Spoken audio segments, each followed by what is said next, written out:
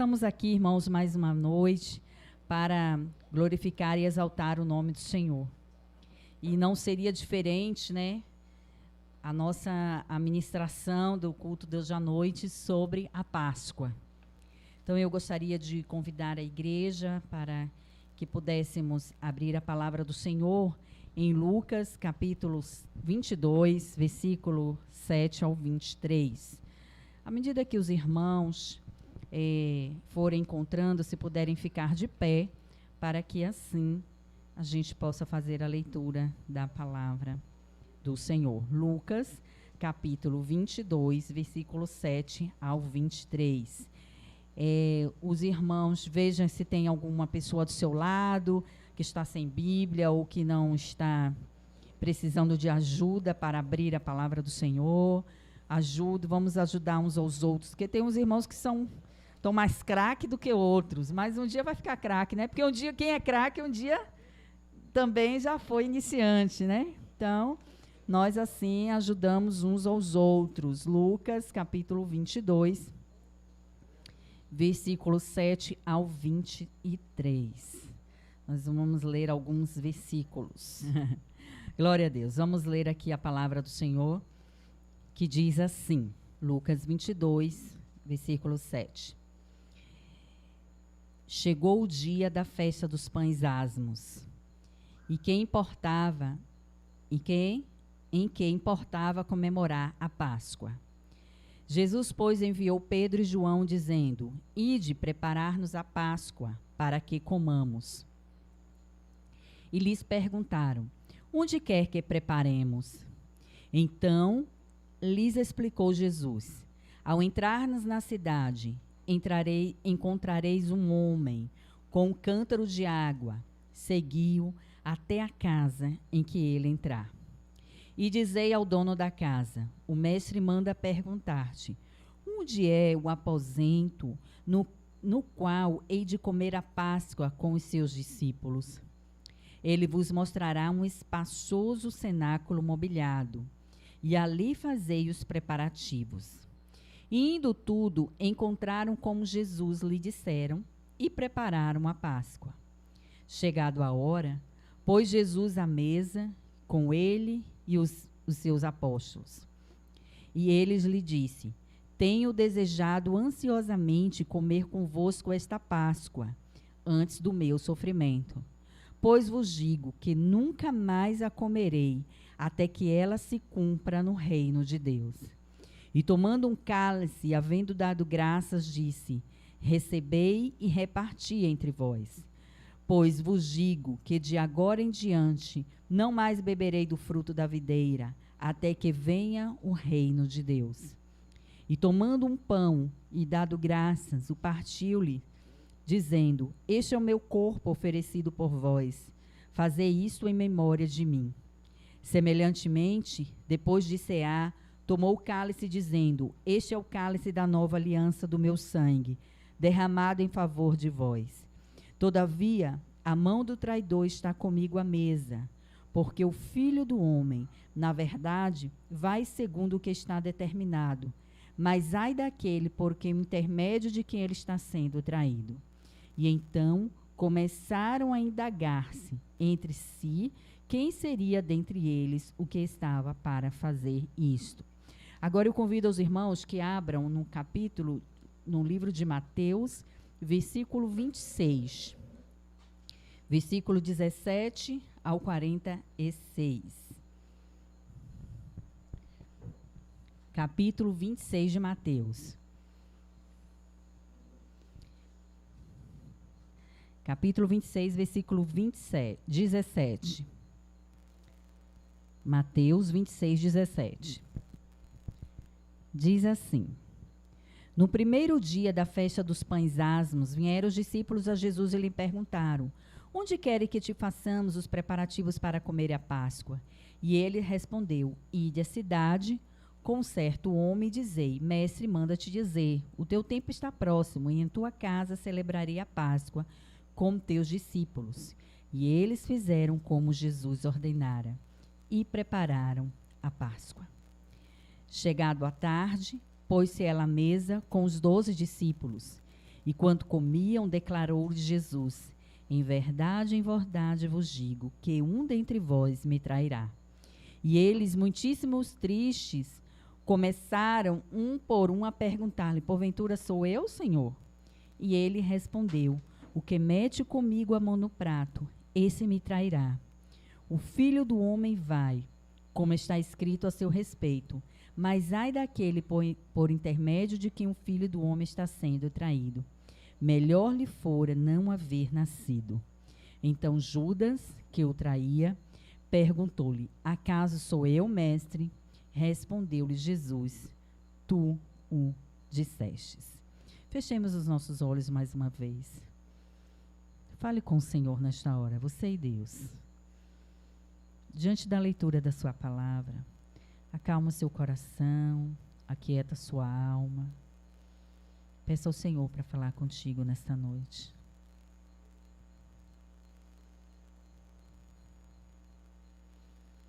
Senhor, aqui está a tua palavra que foi lida, Senhor. Aquieta o nosso coração, a nossa alma, para que a gente possa ouvir a tua voz nesta noite e te obedecer. Muito obrigada, Senhor. Muito obrigada porque nós sabemos ler. Muito obrigada porque nós temos ouvidos para ouvir. Nós temos uma mente que pensa. Muito obrigada, Senhor, porque nós temos olhos para ver, ouvidos para ouvir e um espírito sensível à tua voz. Fala conosco, Senhor, pois os teus servos te ouvem nesta noite. Sei que os nossos irmãos que estão também por meio de redes sociais também acompanhando este culto, fala com eles também, Senhor. E que nós possamos estar com os nossos corações sensíveis ao ouvir da tua voz. Muito obrigada por esse momento, em nome de Jesus. Amém. Podem sentar, igreja. Nós vamos hoje falar um pouco sobre algumas atitudes que agradam ao Senhor. Então, nós aprendemos muita coisa com esse versículo da Bíblia. E nós vemos nos evangelhos muitas coisas que assemelham. Essa semana eu estive meditando e preparando a ministração da palavra e eu pude ver algumas coisas que tinham em Lucas, que não tinham em Mateus, que tinham em Marcos. E é tão interessante como a palavra de Deus se complementa, como ela não se contradiz. E ela fala e vai mostrando para nós vários elementos que se aplicam à nossa vida no dia de hoje, né? Na atualidade, escrita há tantos anos, né? Tantos anos atrás a Bíblia foi escrita e se aplica hoje, né? Dia 9 de abril de 2023. Ela se aplica nos nossos corações e nas nossas vidas. Então, aqui nós temos um cenário da Páscoa, né? O que vem a ser a Páscoa. A Páscoa, ela foi instituída, os irmãos quiserem acompanhar, ela foi lá instituída, lá no capítulo de Êxodo, versículo 12, de 3 ao 11. Ele vai falar sobre a instituição da Páscoa. Se você pode anotar e depois você pode acompanhar na sua leitura bíblica. Então, foi instituído a Páscoa do Senhor. Essa era uma festa muito importante em que Deus instituiu a Páscoa. Em que contexto foi que Deus instituiu a Páscoa? Quando, na última praga do Egito, e havia a 10ª praga do Egito, Deus institui a Páscoa. E diz assim, que as famílias deveriam se reunir, se arrumar, se vestir, ficarem prontas como se estivessem indo para viajar, que elas pudessem fazer um belo de churrasco de carneiro, comer ervas amargas e comer pão sem fermento. E Deus institui a Páscoa do Senhor. E no capítulo 12 do livro de Êxodo, ele vai falar algumas coisas importantes sobre a Páscoa. No versículo 11, ele vai dizer assim, do capítulo 12 de Êxodo, ele diz assim: desta maneira, vocês devem comer com os lombos cingidos, sandálias nos pés, cajado na mão, comê-los à pressa. Essa é a Páscoa do Senhor. Aqui o Senhor institui a Páscoa e deveria ser uma festa de reverência, em que deveria estar bem vestido, as sandálias tinham que estar nos pés, é algo que deveria ser reunido à família. E assim o Senhor vai nos orientar que esse seria um estatuto perpétuo, deveria acontecer, foi a primeira vez que aconteceu, foi antes da 10ª praga do Egito, da noite, em que veio o anjo e passou, né, o Pessá, o anjo que passa. E ele vem e institui a festa. E eu acredito que depois daquele momento, aquela festa da Páscoa representa a saída do povo hebreu, depois de 450 anos no Egito, sofrendo escravidão. Então, os próximos anos que eles comemoravam a Páscoa, comemoravam com alegria. Então, a Páscoa era uma festa alegre. Eu imagino que, como o povo judeu, um povo que gosta muito de festa, eles gostam muito de dança, então deveria ser uma festa muito alegre, uma festa de comemoração da libertação do seu povo da escravidão. Mas era uma festa cheia de significados e que tinha que se preparar tanto na veste, como tinha que se preparar a comida que se ia comer. Então, tinha que ser um churrasco de carneiro, né? Tinha que ser algo preparado. Tinha que eles se vestirem, se reunirem em casa. E se a família fosse pequena, chamavam os vizinhos, porque tinham que todo mundo comer aquele churrasco, com aquele pão sem fermento e aquelas ervas amargas. E tinha um significado. O pão sem fermento era o significado de que eu fico imaginando como deve ser um pão sem fermento. Eu acredito que deve ser como uma broa. Uma bolacha, né? Uma bolacha. Eles faziam aqueles pães redondos. Então, eu acredito, Leno, nunca comi um pão sem fermento. Eu nunca comi. Já comi até um bolo que esqueceu de botar fermento. Ele fica meio duro. Então, o pão sem fermento eu nunca comi, mas eu fico imaginando que deve ser uma bolacha, uma broa, algo que seja um pouco duro, porque não vai crescer, né, irmã Marinalva? Então, um dia acho que eu vou fazer um pão sem fermento lá em casa para ver como eu gosto. Então, nesse pão sem fermento, já comeu, irmã? Vendia na paineira? Aí, ó. Então, esse pão sem fermento significa que a vida do povo de Deus deveria ser uma vida integral. Uma vida que não era fermentada com outras coisas, que deveria ser uma vida pura, uma vida verdadeira, um cristão verdadeiro. Ele não estava inchado com outras coisas, era uma vida íntegra. Então, que vivia a palavra, que vivia os ensinamentos. Então, o pão sem fermento e a festa, né, da Páscoa representava isso. Era aquele pão que representava a vida íntegra, né? O cordeiro, a festa, né, o churrasco do cordeiro era feito como representava, né, que foi o sangue do cordeiro que passou nas portas e protegeu. Quando veio o anjo da morte, não matou nenhum primogênito do povo de Deus. Então, aquele sangue, aquele churrasco que representava que alguém precisou morrer, um animal precisou morrer para que outros não morressem. Né? Então, foi feito um sacrifício. Então, aquele cordeiro representava o sacrifício. E as ervas amargas era para lembrar o quanto o amargor que eles viveram no Egito. Se a gente hoje fosse fazer uma ceia, por exemplo, uma Páscoa, uma celebração da Páscoa, com ervas amargas, eu fico pensando qual seria o mais amargo que a gente tem aqui, que a gente conhece aqui na nossa região. O arrumã, o bodo, o alumã é mais amargo que tem, né? Pois é, não, ainda precisa experimentar. O chá de bodo eu já tomei, mas a comer a folha eu nunca comi. Então, era assim que o povo deveria celebrar a Páscoa. Na época de Jesus, era assim que era celebrar a Páscoa. Pão sem fermento, ervas amargas e churrasco.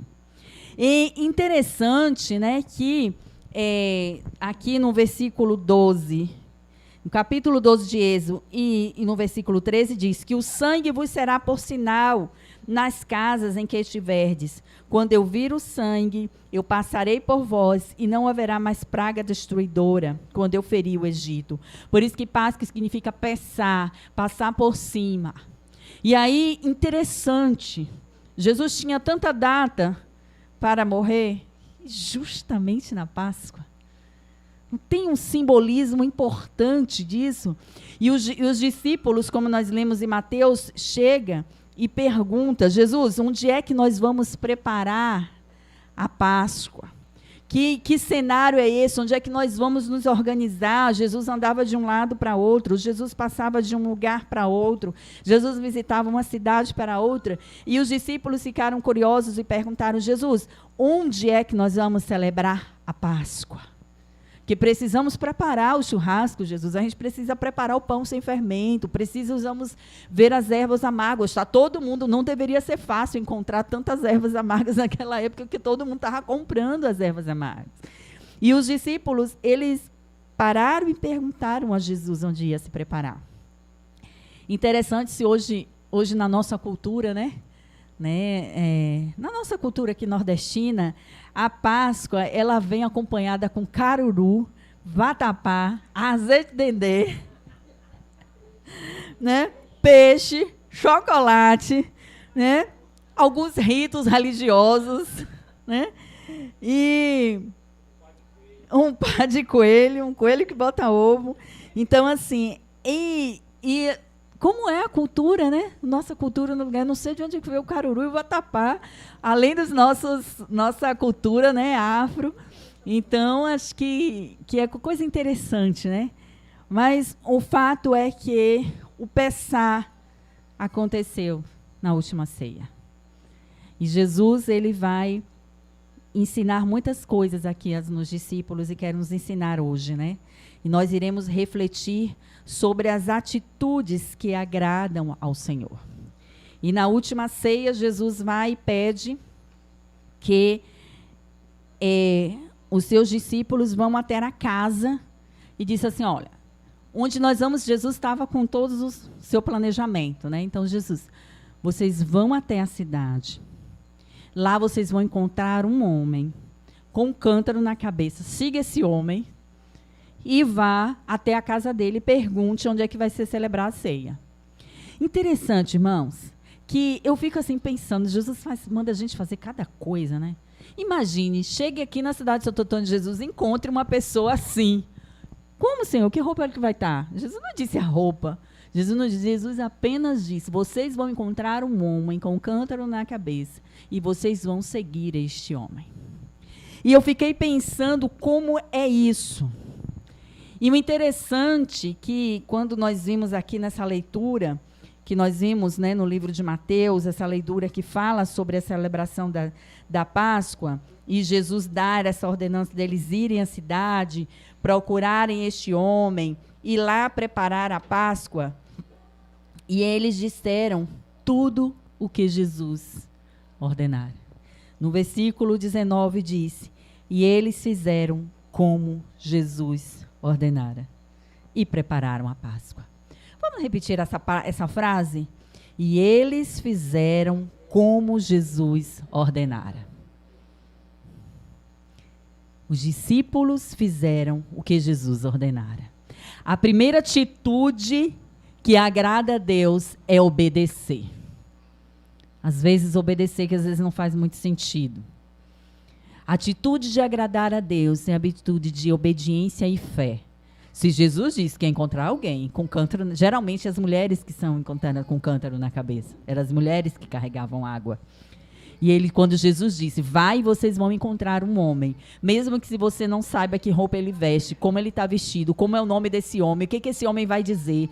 E aí a gente chega, e se eu não encontrar? E se esse homem não me fechar a porta na cara? E se ele disser que não conhece Jesus? E se ele mandar bater na gente? As atitudes que agradam a Deus é a atitude de vamos obedecer com fé. Era assim que Jesus e os discípulos fizeram. Então, não ficaram, e às vezes, quantas vezes na nossa atitude, Jesus manda fazer umas coisas no nosso trabalho, na nossa família, e a gente fica, e se? E se? E será que isso é coisa minha? Ou será coisa da minha cabeça? Ai, meu Deus, me dá uma prova, e tal. E aí a gente fica, e Jesus está mandando, e a gente fica. Gente, vamos obedecer e ter fé. Que se Jesus disse, vai até aquele lugar, bate na porta, fala com essa pessoa, vai e faça.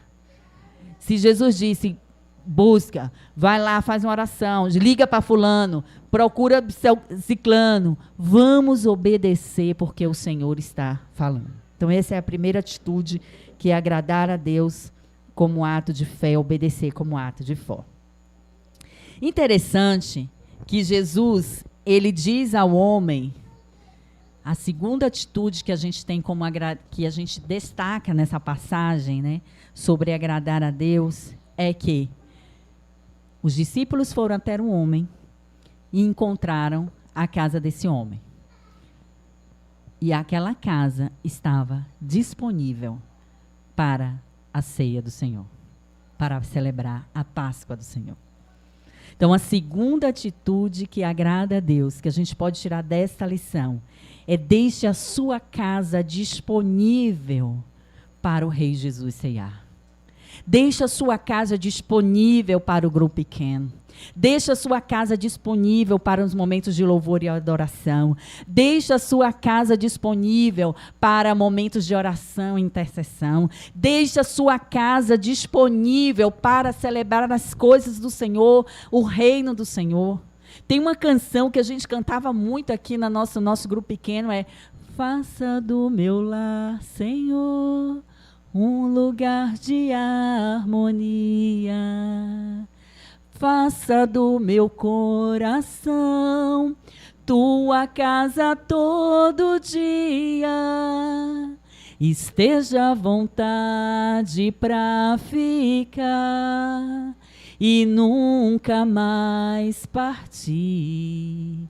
Pois a casa que um dia te recebeu nunca mais saberá viver sem ti. Eu acredito que a casa deste homem, eu não sei nem o nome, a Bíblia não diz, mas eu tenho certeza que essa casa nunca mais foi a mesma. Ele abriu a sua casa, um cenáculo cheio, organizado, com uma mesa, eu imagino que devia ser uma mesa muito grande, para caber 12 pessoas sentadas, mais Jesus, 13. Devia ser uma mesa cheia, ou não sei se era banco, cadeira, se sentava no chão e a mesa era baixinha, eu não sei como era o formato da mesa, mas cabiam 13 pessoas sentadas em volta da mesa. O que o Senhor quer na nossa vida, às vezes não é uma mesa bonita, uma casa que confortável, que seja bela. O que o Senhor quer é uma casa disponível para Ele atuar e agir. Uma casa disponível, e a casa física e a casa do nosso coração, para que Ele possa atuar, para que Ele possa reinar, para que Ele possa agir. Então, a outra atitude que agrada a Deus é: deixe a sua casa disponível para o Rei Jesus ceiar, para o Rei Jesus atuar, para o Rei Jesus intervir, advertir, falar, ministrar. Eu fico imaginando, deve ter sido uma Páscoa especial. Era um momento festivo, era um momento alegre, como eu disse no início. A Páscoa deveria ser uma festa muito alegre. Mas aqui o texto vai dizendo que os discípulos de Jesus estavam tristes, porque sabiam que o Cordeiro de Deus, que tira o pecado do mundo, ele estava para ser sacrificado. Quando Jesus se apresenta a João Batista, ele é o que João Batista diz: eis o Cordeiro de Deus que tira o pecado do mundo. Aquele cordeiro precisava ser sacrificado para que hoje nós estivéssemos aqui livres, para que hoje nós estivéssemos libertos da condenação eterna, da morte eterna. Então, irmãos, o convite que o Senhor Jesus nos faz nesta noite: vamos abrir a nossa casa, do nosso coração, a nossa casa mesmo física, para o Senhor reinar, para o Senhor ceiar, para o Senhor advertir, para o Senhor falar, para o Senhor ministrar na nossa vida e na vida dos nossos familiares. O interessante é que os discípulos foram na frente e eles prepararam a Páscoa. É o que diz aqui no versículo 19. Eles prepararam a Páscoa. Significa que eles prepararam, mataram o cordeiro. Significa que eles despelaram, que eles prepararam aquele churrasco. Significa que eles foram lá preparar os pães, comprar as ervas amargas, lavar, preparar tudo. Então, que a nossa casa, o nosso coração esteja preparado para receber o Mestre. Prepare a sua família. Prepare os convidados da sua casa. Prepare as pessoas para receber o Mestre. Esse é o nosso chamado ministerial. Esse é o nosso chamado da nossa vida. Nós precisamos preparar o alimento. E o alimento é a palavra do Senhor. Nós precisamos dar este alimento às pessoas que estão sedentas, que estão famintas. Quantas pessoas dizem, eu não sei o que fazer, eu não sei que decisão tomar. Quantas pessoas dizem assim, eu não sei que caminho deve seguir. Uns falam que deve ser assim, outros falam que nós sabemos qual o caminho. Nós sabemos onde está a verdade. E quantas pessoas na nossa casa, nossa família, não sabem o caminho, não sabem a verdade. E nós sabemos. E devemos preparar na nossa casa, no nosso convívio familiar, esta ceia, este banquete, que é a palavra do Senhor. Este maná que vem do céu, que trouxe alento à nossa alma. Nós vivíamos assim, irmãos, sem saber a direção. Nós vivíamos pedindo respostas. Eu quantas vezes me disse, Senhor, as pessoas estão dizendo que o caminho é por aqui. Outros dizem que o caminho, e eu perguntava a Deus, qual é o caminho, Senhor? Quem está certo? Onde está a verdade? E a nossa casa deve ser este lugar onde tem pão para oferecer. Pão sem fermento. Que saiba que tem uma vida íntegra ali naquela casa, uma vida que vive a verdade, que vive a palavra. Ali tem pessoas que têm pão íntegro para oferecer, que também tem que lembrar que existem momentos amargos na vida e que precisa saber que há um libertador, que Jesus é o Cordeiro que liberta, Ele é o caminho, a verdade e a vida. Então, na nossa casa deve estar disponível para servir a ceia do Senhor, para servir um banquete para as pessoas que nos procuram, para os nossos familiares, para a nossa casa. Por isso, irmãos, não dá para ter festa de aniversário na nossa casa, uma reunião de família, um almoço de família em que a gente não ofereça um banquete que vem do Senhor. Que é um momento de oração, que é um momento de reflexão da palavra, que é um momento que tem um significado. Então, a gente não deve perder nenhuma só oportunidade desses momentos de ter a nossa casa disponível para os nossos irmãos e amigos e convidados e familiares que possam entender o que é a ceia do Senhor. Um terceiro elemento que nós podemos encontrar aqui, e eu acho bem interessante esse momento aqui de ensinamento, é que Jesus começa, Jesus começa e ele diz assim, tem alguém que vai me trair. E aí ficam todo mundo, quem será? Quem será que vai trair Jesus? Quem será? É você que vai trair Jesus? Será que sou eu que vou trair Jesus? Quem será que vai trair Jesus? E fica um burburinho entre eles. Quem será que vai trair Jesus? E aí Jesus começa a dar algumas características das pessoas da pessoa que iria trair. Eles ficaram tristes. E Jesus disse, é aquele que come comigo no prato. Eu quando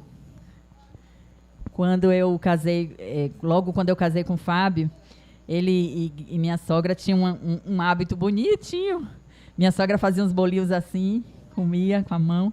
Aí Fábio ia lá, Pegava os bolinhos da mãe dele. Acho bonitinho. Só quem pega a comida no prato é quem tem intimidade. Vai, irmã Marinalva, será que eu teria intimidade suficiente para eu chegar lá no seu prato e pegar uma coisa do seu prato? Só quem pega a comida no nosso prato é quem tem intimidade, não é verdade, irmãos? É aquela pessoa que está perto. A gente consegue, um filho a gente deixa pegar comida no prato, mas a depender da pessoa não vem não, violão, esse é o meu melhor pedaço. Não é não, Eno? Nem todo mundo que a gente deixa pegar o prato na nossa comida, não, comer numa praça. E Jesus disse, aquele que come comigo, que coloca a mão no meu prato. Quando a gente pensa em Judas, a gente pensa algo, um homem sempre que estava roubando o dinheiro de Jesus. Jesus disse, é aquele que tem uma intimidade, é esse que vai me trair. Geralmente, irmãos, aquelas pessoas que mais nos ferem são as pessoas que estão mais perto da gente. As pessoas que mais nos machucam é aquelas pessoas que é aquela que a gente se importa, é aquela que a gente abraça, é aquela que a gente deu colo, é aquela que a gente ajudou no momento que mais precisou. Geralmente são as pessoas que comem conosco no nosso prato, são aquelas pessoas que nos traem a nossa confiança, trai a nossa amizade, traz a nossa convivência, traz a nossa intimidade. Por isso que dói mais, por isso que nos machuca mais, porque são pessoas que comem conosco no nosso prato, e Jesus sabe disso. Por isso que Jesus nos entende. Por isso que Jesus pediu naquela cruz, ele diz, Pai, perdoa esses aí, ó. Eles não sabem o que fazem. E Jesus pede que nós venhamos perdoar também.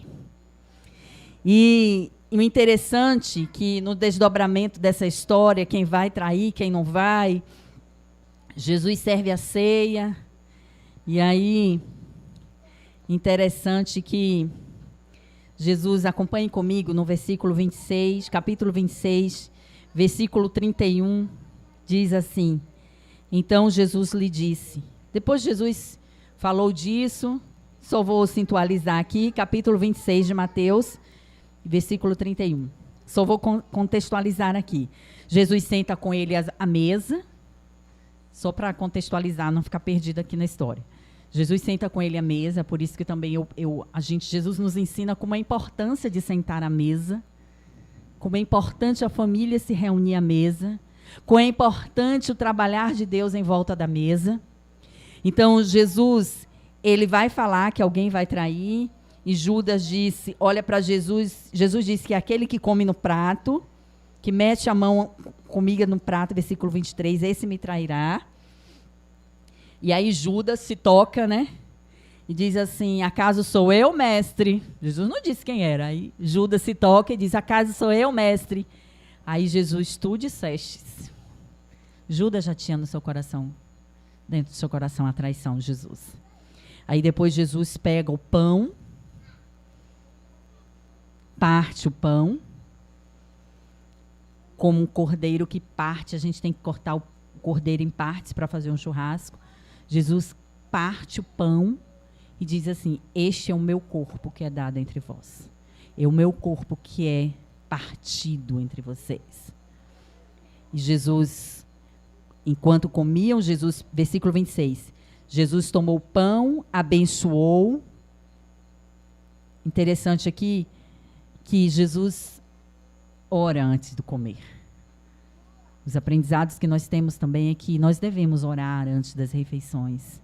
Jesus orou antes do partir do pão. Jesus orou em vários momentos. E aqui na ceia, Jesus ora, que ele chama aqui de abençoar. Então nós devemos também aprender com Jesus orar antes das refeições. Partiu o pão, deu os discípulos e disse, esse é o meu corpo. A seguir tomou o cálice, dando graças, novamente ele orou. E deu aos seus discípulos, bebei dele todos, porque este é o meu sangue. Então Jesus disse, esse sangue aqui, este vinho que representa o sangue, aquele sangue que vocês tiveram que passar lá na porta na porta da casa de vocês, quando veio o anjo da morte, fez o pesar, passou por cima, não atingiu vocês. Agora eu estou dizendo que este sangue, este vinho representa o meu sangue. Eu sou o libertador de vocês. Jesus é o nosso libertador. Por isso que a morte eterna não nos toca mais, porque Jesus vem e nos deu o seu sangue e estabelece uma nova aliança para a remissão dos nossos pecados. Por isso que os nossos pecados agora não precisa mais matar animais para estabelecer, porque Jesus se fez carne, se fez Cordeiro de Deus para nos livrar de todo o mal, para nos redimir, nos purificar. É por isso que a gente não precisa mais subir escada, não precisa mais se chicotear, a gente não precisa mais fazer aquelas escaladas, porque o sangue de Jesus, o Cordeiro de Deus, já nos remiu dos nossos pecados. E aí, depois que eles fizeram isso, que cearam, eles cantaram o hino. Qual será o hino que Jesus cantou? Alvo mais que a neve. Aqui no Nordeste a gente não tem noção que é neve, né? A gente poderia cantar assim: alvo mais que um coco, alvo mais que um algodão. Acho que é mais costume, né? Acho que um coco fica melhor, fica mais nordestino. Acho que um coco, alvo mais que um coco. Acho que fica mais perto da gente. Então, eles cantaram um hino. Então, aí eu gostaria agora da gente ler que Jesus lhe disse, esta noite vós vos escandalizareis comigo, porque está escrito, ferirei o pastor e as ovelhas ficarão dispersas. Mas depois da minha ressurreição, irei adiante de vós para a Galileia. E aí é o versículo que chama a atenção. Pedro diz, olha o que Pedro diz. Jesus, o Senhor está dizendo que vai ferir o pastor e as ovelhas vão ser dispersas. Nós somos as suas ovelhas. E o Senhor é o pastor. Eu quero te dizer, Jesus, que ainda que venhas a ser um tropeço para todas, nunca o serás para mim. Pedro diz assim, ainda que todos te abandonarem, eu não vou te abandonar, Jesus. Olha aqui que interessante essa parte. Olha o que diz lá em Lucas, capítulo 22, 31 a 34. Lucas 22, 31 a 34. Diz assim, Jesus olha para Pedro e diz, Simão, Simão, tu está dizendo isso que nunca vai me abandonar, né?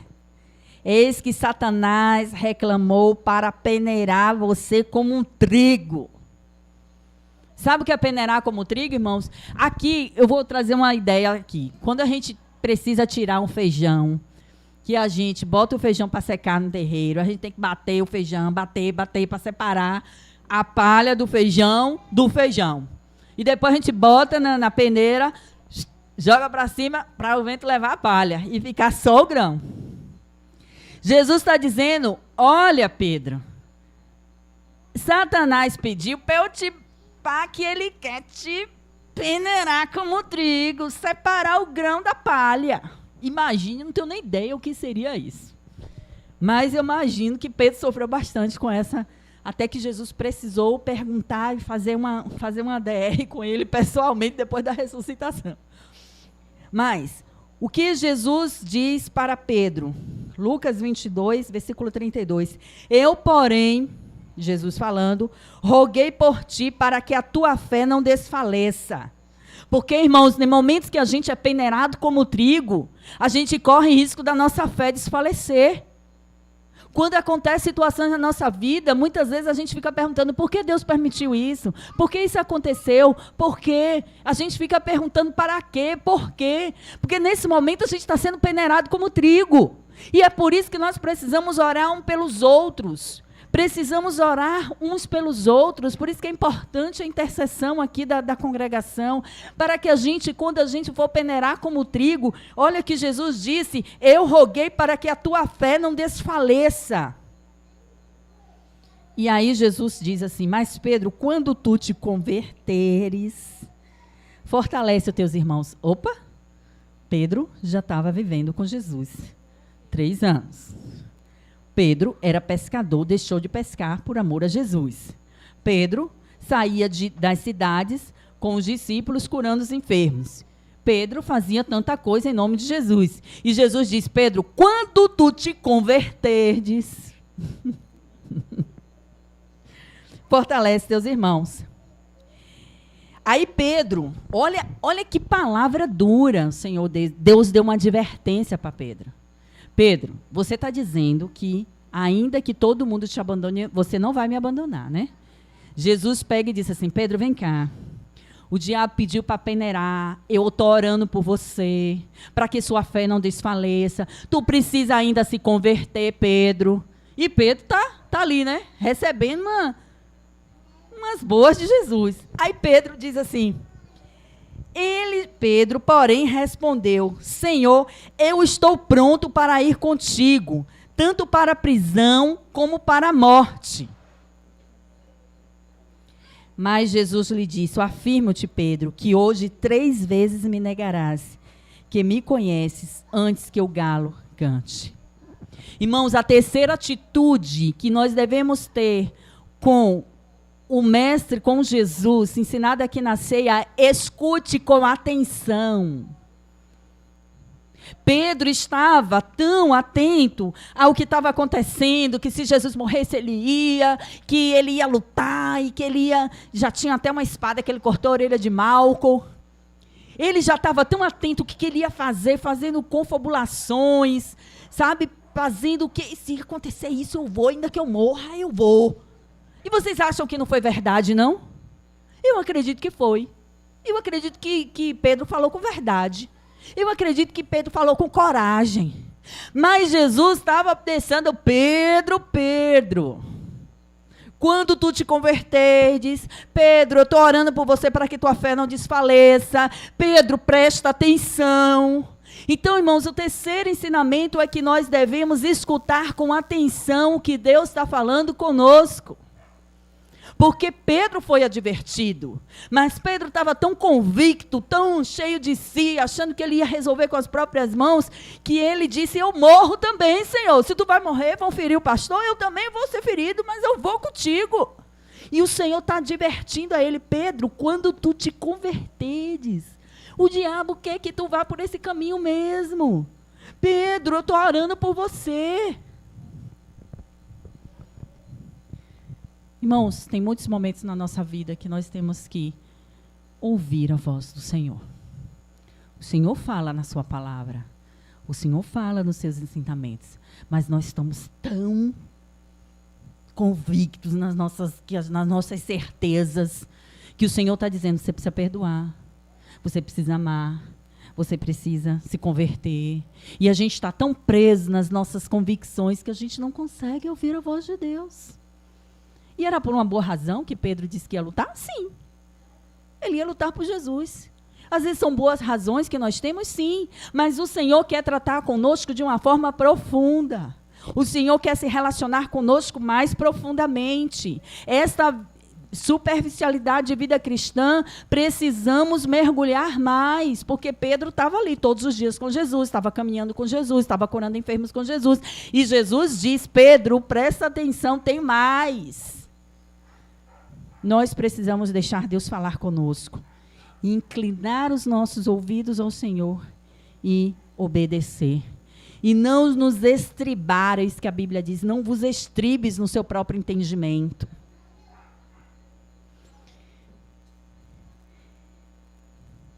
E imagino como deve ter sido para Pedro negar Jesus 3 vezes. Interessante que ele negou e ele nem percebeu, só na 3ª vez que ele caiu em si. Quantas vezes nós negamos a Jesus e não percebemos? Porque nós não estamos conectados em oração, nós não estamos conectados. Geralmente as coisas acontecem quando a gente está mais agitado, quando a gente está mais ocupado com as coisas, quando a gente está mais preocupado, quando a gente está mais disperso, que as coisas acontecem. E o último ensinamento que eu gostaria de destacar aqui nesta noite, para a gente fechar, para ir para a ceia do Senhor, é quando Jesus foi orar no Getsêmani, né, e ele foi, e interessante que eu fico assim pensando, né? Depois, quando a gente come um churrasco, por exemplo, ou uma feijoada, quando a gente come a feijoada, dá um sono, né, irmãos? Dá um sono. Depois de um churrasco, misericórdia, dá um sono. Eu imagino porque os discípulos dormiram, viu?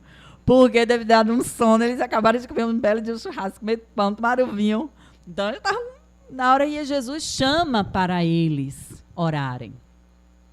Jesus chama para eles irem para um momento de devocional. Fiquem aqui e orem comigo. E Jesus começa aquele processo de oração, de intercessão, de se colocar no lugar. Estava doendo para Jesus. Ele precisava de pessoas que orassem com ele. Ele precisava dos discípulos que intercedessem por ele. Ele tinha alertado Pedro. O diabo me pediu para te peneirar. Eu estou orando por você. E ele vai lá e vê Pedro. E Pedro está o quê? Dormindo. E era a pessoa que ia ser mais, que disse que ia. Como é que ele ia defender Jesus? Se viesse alguém, ele estava dormindo. Que ele disse que ia matar se preciso for, ou ia morrer. Se ele estava dormindo. E Jesus, ele chega em Marcos 14, 37. Vou lá em Marcos 14, 37. Vai falar um pouco sobre isso. Deixa eu abrir aqui para me situar aqui. Marcos 14, diz assim, Marcos 14, versículo 31, diz assim, versículo 32, Marcos 14, 32, então foram para um lugar chamado Getsêmani, e ali Jesus e os seus discípulos, e assentai-vos aqui, vou orar. No versículo 38, Jesus diz assim, vigiai e orai, porque não entreis em tentação. O espírito, na verdade, está pronto, mas a carne é fraca. Retirando-se de novo, orou, repetindo as mesmas palavras. Voltou e achou outra vez dormindo, porque os seus olhos estavam pesados e não sabiam lhes responder. E veio pela terceira vez e disse-lhe, ainda dormes? E repousais, basta, chegou a hora. Então, a terceira atitude que nós devemos ter, que agrada ao Senhor, é nos colocar em vigilância, em oração. Jesus quer e busca de nós que estejamos em vigilância. E pense que orar quando a gente está cansado, que está com sono, como é difícil. Quando a gente chega em casa de noite, depois de um dia de trabalho, quando a gente está de noite, a gente chega depois do horário, tem hora que a gente começa a orar misericórdia. Às vezes até dorme, ou de joelho, ou em pé, se não dorme em pé porque cai. Mas de joelho dorme, às vezes deitado dorme, o amém só vem no outro dia, porque já dormiu no meio da oração. E o Senhor, a quarta atitude, né, que agrada ao Senhor, é que possamos ter pessoas que vigiem em hora através da oração. Porque, irmãos, espiritualmente nós estamos prontos, mas a carne é fraca.